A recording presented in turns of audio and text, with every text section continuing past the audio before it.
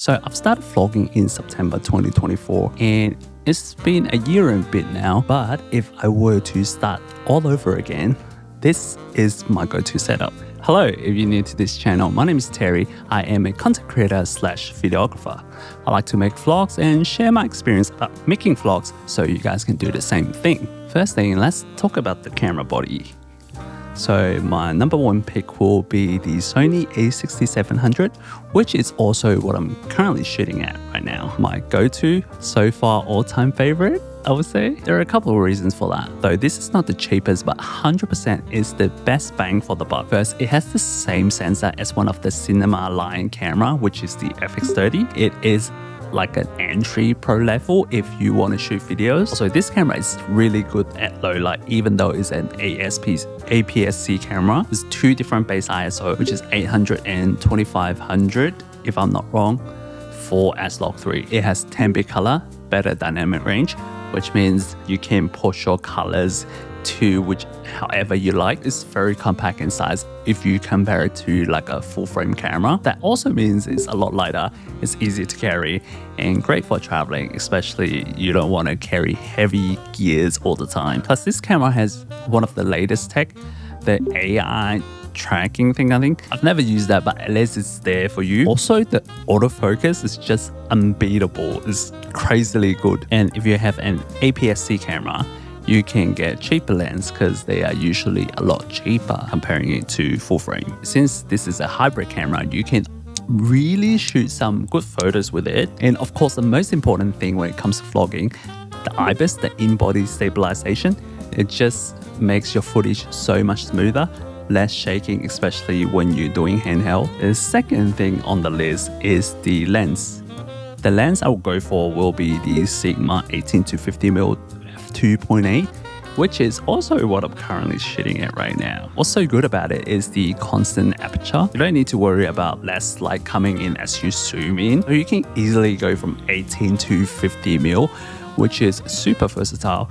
You can still vlog on an 18mm if your arm is long enough or if you have like a handheld tripod. And on the other end, 50mm is really good for cinematic shots. I love using that when I try to get some sort of like vibey scenic stuff. Also, this is quite a compact and small lens and incredibly lightweight, believe me or not. Plus, it has a pretty reasonable pricing. I think I got it for around 600 AUD or less, which is pretty decent. When you think about the full frame, most of them go over like a K at least. But let's say if I want to do mainly run and gun, I would probably go with the Sony 11mm f1.8. But since I like doing some cinematic shots from time to time, if I could only get one lens, this is the lens that I would go for. And the next thing is also super important, which is the mic. Because if you don't have good audio, people aren't gonna stay for the video. The one that I'm gonna go for will be the DJI mic. Could be the 2, could be the 3 or the mini. I got the 2, so I'll probably still go for this one. It's just more versatile because it's a wireless mic.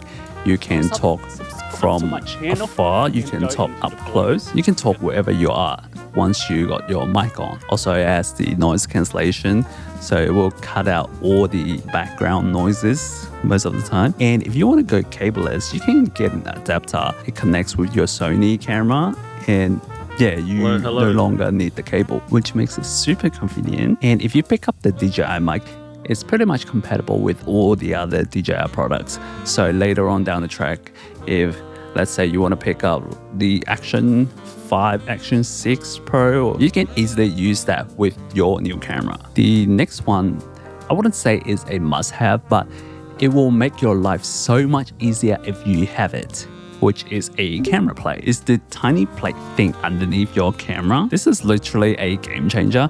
If you have that on, and depending on your tripod, you can easily mount it on and just take it off without having to screw it on or unscrew it all the time. Moving on to the next one, super important, is the ND filter. More specifically, a variable ND filter. If you don't know what an ND filter is, it's basically sunglasses for your lenses. It cuts down the light which helps you to keep the shutter speed and the aperture. What that means is you can still keep the motion blur as well as a blur background. The reason for using the VND is because you can quickly change the, weight, the amount of strength of the ND. It just makes it easier to film, especially when you're outdoor where the weather is unpredictable. You can easily turn it up or turn it down. The one I would go for is the Freewell threaded. I don't remember the name, but here it is. Mainly because it's smaller. In order for your ND filter to fit on your lens, you need to look at the lens diameter. And for my lens, I can use like a 67mm diameter, which makes it a bit more compact. Let's say if you pair it with like a 82. Also, it's a lot cheaper than the other ones, but the downside is it has some color shift, which you can easily fix it in post. Next item, which is one of my favorite since I ever started vlogging, and if I were to start, I must buy it again, which is the Mantis Pod.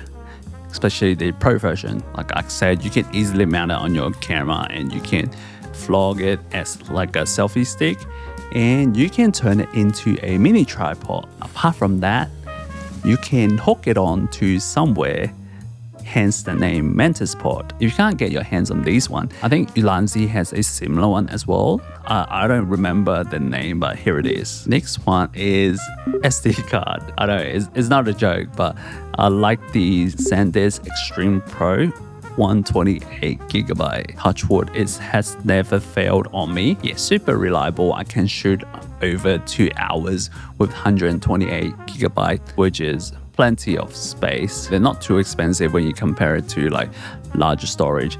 And another reason for not getting like more storage is in case it gets corrupted, I can always use another card. Yeah, like again, touch wood, they have never failed on me. And yeah, I hope it stays that way. But the one that I'm shooting is the V30.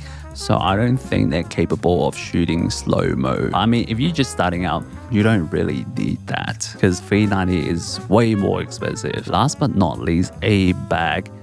Honestly, I don't have a particular bag. I got the Peak Design bag, which I wouldn't say I'm a big fan of that. So any bag would be fine for me, I guess, as long as they have the camera insert, so I can make sure that all my keys and everything is protected. As long as you have that, I think that's good. And those are all the items that I would get once again if I were to start in 2026. What are yours? Let me know in the comment section down below. If you enjoyed this video, please give it a thumbs up and yeah, subscribe to my channel. Or leave a camera emoji if you watched until here. Hope you guys enjoy this. I'll see you next time. Peace.